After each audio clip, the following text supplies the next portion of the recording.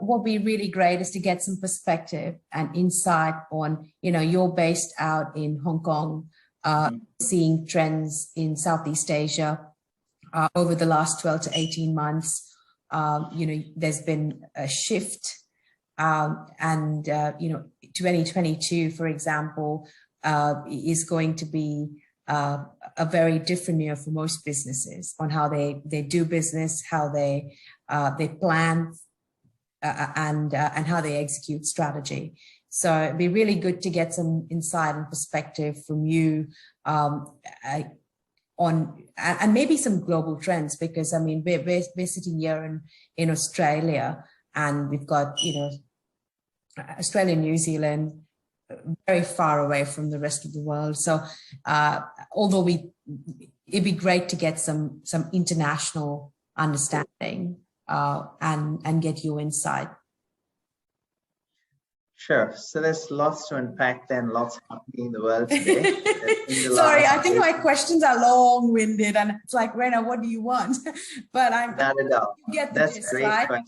I can talk for hours on it. So that's a great question. Well, let me break it up into pieces, so to speak, and we can talk yes. sectors and we can talk trends. Okay, sectors, trends. Okay, brilliant. So I think in terms of sectors, obviously healthcare is a big one.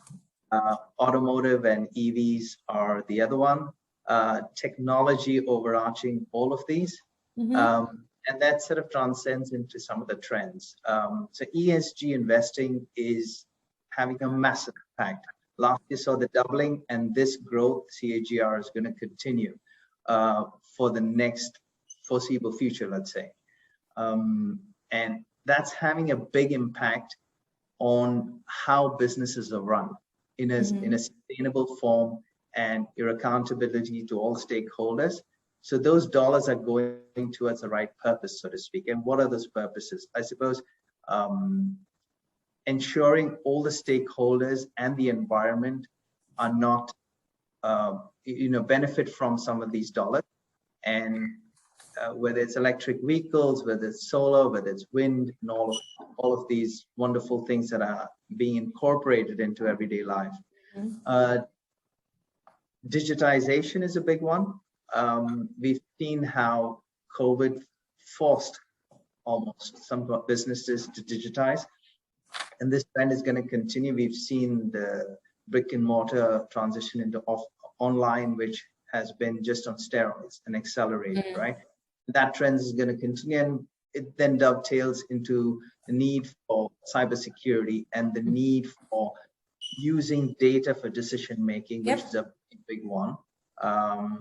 And the winners of the last few years and the next decade are going to be the businesses that are able to collect, harness, and then leverage this data for decision making. Agreed. And I think diversity is another one, which is a fantastic one to see. And I think the work-life balance aspect, where I'm hoping more control is put into the teams rather than just the management as previous, because the focus was always on, I think the focus has always been on the bottom line, very steadfast. But obviously the shift has been happening, and we've seen Simon Sinek and Adam Grant and all of these wonderful people talk about it. If you hire the right people and you inspire, motivate them, and create the platform and the ecosystem for them to thrive and survive and flourish, they're going to leverage that into eventual success, revenue, which will automatically flow to the bottom line. So I think the key of the last 18 to 24 months has been people and teamwork, and it's embodied in our business as well. It's a triumph, because without people, one could not have done what we have managed in the last 2 years. Our business, we had the best year last year in 2020, and 2021 is en route to eclipse 2020. So, and we're having the time of our lives. We're closer as a team, and this sort of speaks to the larger picture of hiring the right talent, coaching, mentoring, and then motivating them through the culture of business and the camaraderie, plus the incentive schemes you put in, and you literally had to step out of the way after that because there's no stopping. I agree, and I think you need to give the whole piece on, creating an environment so your people can thrive, and the whole culture piece. I mean, people can either make or break a business. So I think that was well said. But I mean, in terms of, I like your insight on the trends and the, going back to our the sectors that there are growth, that you see growth within. I think all comes down to businesses hiring the right people so that the sectors can thrive as well. So, and I think the technology space does it particularly well, so yeah, I completely resonate and I completely agree with your thoughts there, Peter. But I mean, it'd be really also great to understand, from like Hong Kong, for example, you guys are in the heart of, you're Southeast Asia, but all of the action tends to happen in either Hong Kong or Singapore, right? I mean, what do you think has impacted businesses at this, in Southeast Asia at the moment? Has COVID, or what we've gone through over the last year, the pandemic, impacted businesses that you see, or has there been certain sectors that have been, really, really struggling, or you feel differently there?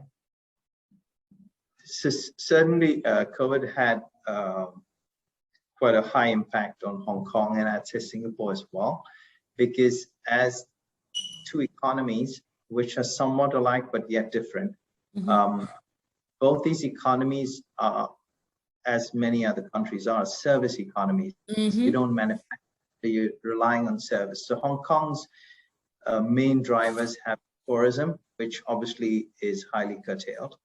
And then Hong Kong's a financial hub, as is Singapore. And Hong Kong has historically been quite reliant on China. So there's good and bad trends that have taken place in the last 20 years. Hong Kong obviously is part of the Greater Bay Area, which in itself is a powerhouse. It's going to be an engine of growth in the next 5 to 10 years. So the integration of Hong Kong with the 9 other regions in Greater Bay Area and southern China will create an economy which is probably going to be the 11th or the 12th largest in the world in terms of GDP. And how Hong Kong sort of coaches and mentors, but yet learns from some of these other southern China geographies is very, very important to the success of the whole project. So it's quite ambitious, but yeah, it's bigger than probably isn't going to be bigger than even San Francisco and that Bay Area. So that's a big trend for Hong Kong. But tourism has certainly been hit. As a financial hub, the finance industry has thrived. So as everybody knows, most companies in banking and finance probably had their best year last year. There's a lot of free flow of cash. Cash is cheap. So the stock markets, as you've seen, have rebounded fantastically world over. Singapore, yeah, is not unlike Hong Kong, but hasn't had the, let's say, the reliance on China as Hong Kong has had. Singapore has had to fend for itself, and I think they've done a great job as well. But COVID certainly affected retail and affected those sectors, but those are rebounding back strongly. There's been some incentive schemes by both governments to encourage spending. That has seen the GDP. I think Hong Kong will surpass 2019 in the very near future. And this, we're optimistic about 2022 as well.